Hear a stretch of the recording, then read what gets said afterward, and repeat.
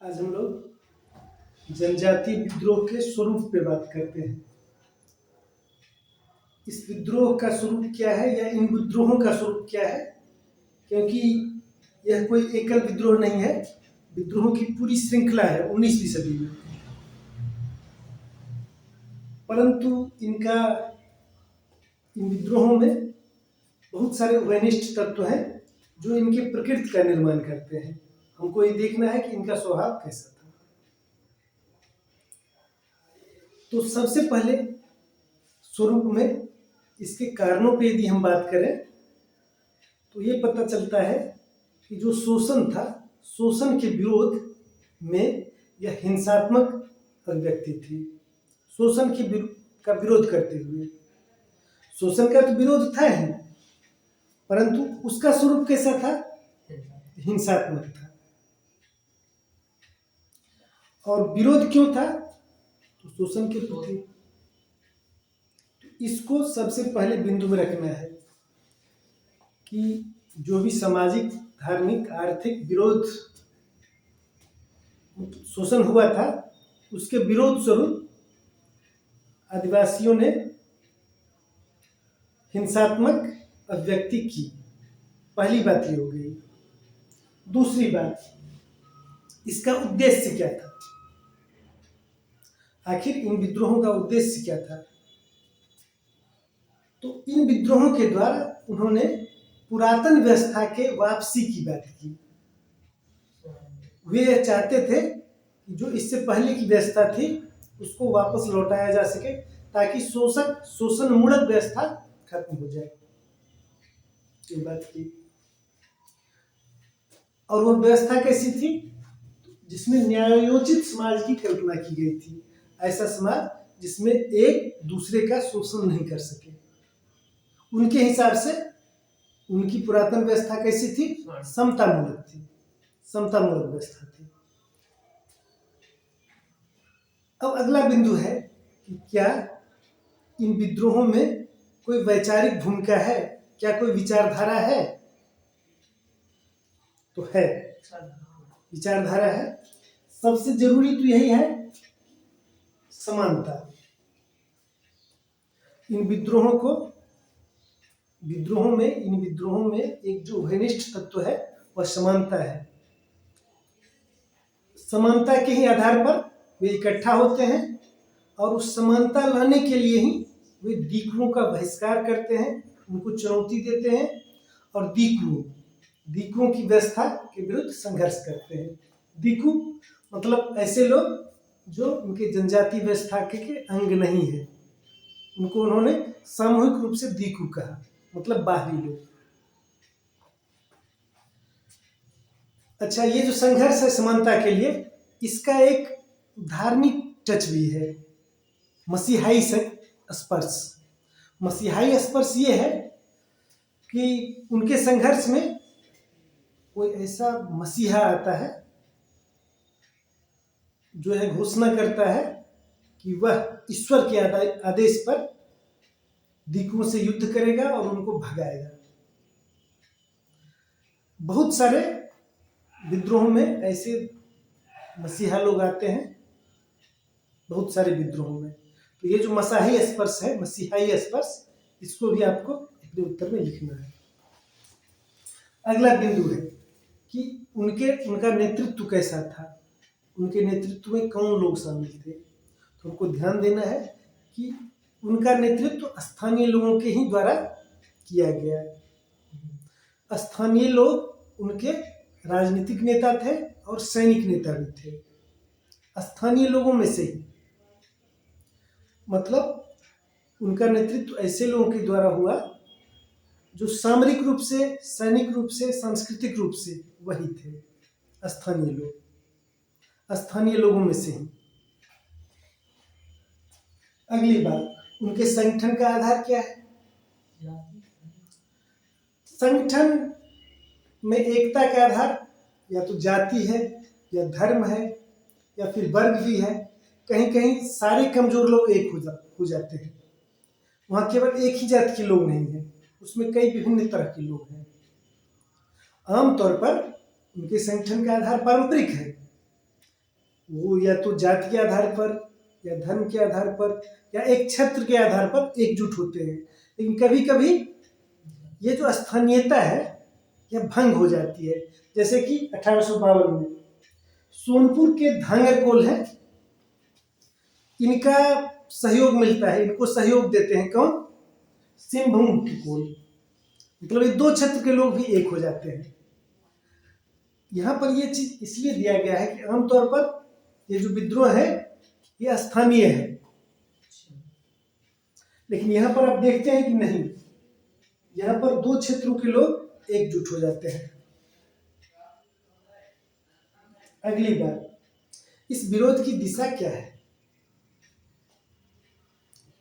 इस विरोध की दिशा क्या है? तो यह ब्रिटिश सत्ता को चुनौती देती है, जमींदारों को चुनौती देती है, साहूकारों को चुनौती देती है। कुल मिलाकर शोषण के जितने भी स्तंभ हैं यह सभी स्तंभों को चुनौती देती है। अगली बात, इस विरोध का माध्यम क्या है? हिंसा, लूट। इस लूट को इन्होंने सामाजिक डकैती भी कहा है। इन्होंने अपने लूट को सामाजिक डकैती कहा है। अच्छा, यहाँ पर यह ध्यान देना है कि इस लूट को या उनकी हिंसा को ब्रिटिश सरकार छोटा मोटा अपराध कह के शांत हो जाती है, इसे अपराध ही बताती है। यद्यपि यह केवल अपराध नहीं था, यह केवल विधि व्यवस्था की समस्या नहीं थी, यह जन विरोध था। क्योंकि ये जो विद्रोह थे इनको व्यापक तौर पर जनता का समर्थन हासिल था, इसीलिए केवल अपराध, इसको केवल आपराधिक घटना के रूप में आप नहीं देख सकते हैं। यह तो धारा थी, विराट धारा, संघर्ष की विराट धारा थी। अच्छा, इन्होंने प्रतीकों पर हमला किया। कैसे प्रतीकों पे? जो भी शोषण के प्रतीक थे, जैसे कचहरी, जैसे थाना, या फिर यदि उनको धार्मिक प्रतीक भी कोई ऐसा दिखा जो शोषण से संबंधित है तो उन्होंने उस प्रतीक पर भी हमला किया। तो इनके जो विरोध का माध्यम है इसको हमको अपने मन में रखना होगा। अच्छा, इस बात को तो हम लोग अभी कर चुके हैं कि यह अपराध नहीं था, यह जन विद्रोह था। यद्यपि औपनिवेशिक इतिहासकारों के द्वारा इसको अपराध कहा गया है, मानो यह विधि व्यवस्था की समस्या हो। यद्यपि यह विधि व्यवस्था की समस्या नहीं है, यह जन विद्रोह है, क्योंकि उस समुदाय का या उस क्षेत्र का व्यापक समर्थन उस विद्रोह को प्राप्त है। अगली बात, क्या यह सहस्राब्दिक आंदोलन है या मिलेनियम मूवमेंट?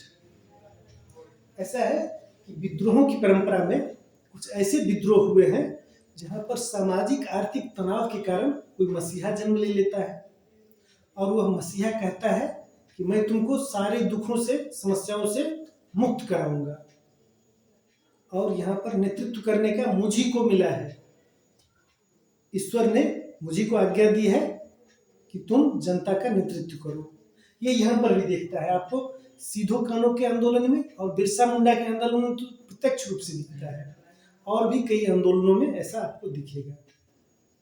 तो यह सहस्राब्दिक आंदोलन है, ध्यान में रखना है।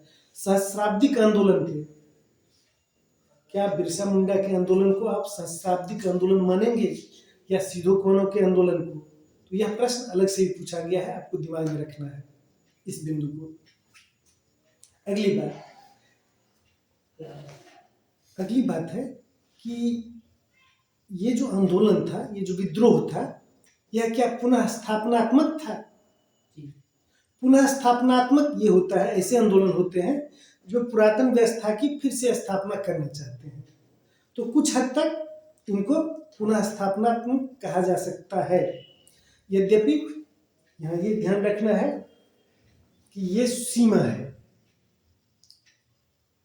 क्योंकि अगला बिंदु हमारा सीमा ही है, इसमें हमने सीमा की ही बात की है।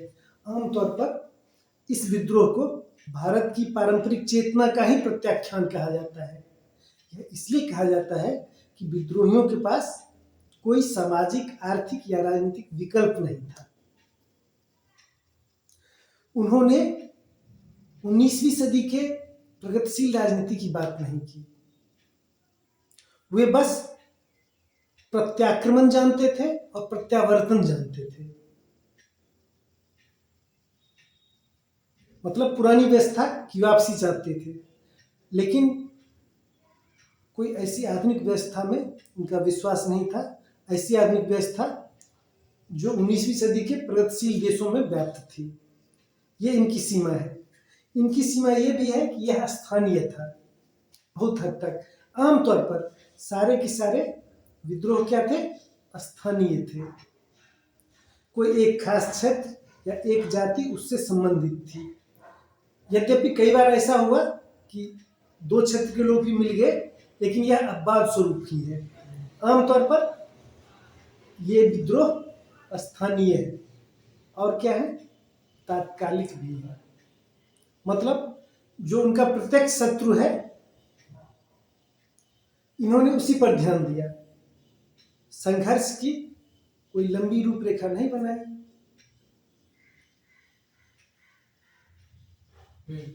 इसके अलावा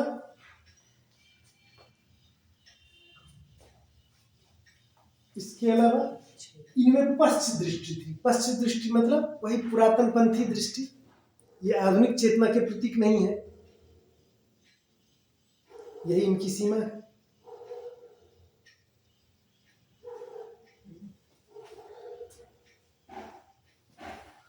एक महत्वपूर्ण बात और, ये जो समझ है, इनके पास उपनिवेशवाद की समझ नहीं थी, या ये समझ पूरी नहीं थी, पूर्ण नहीं थी।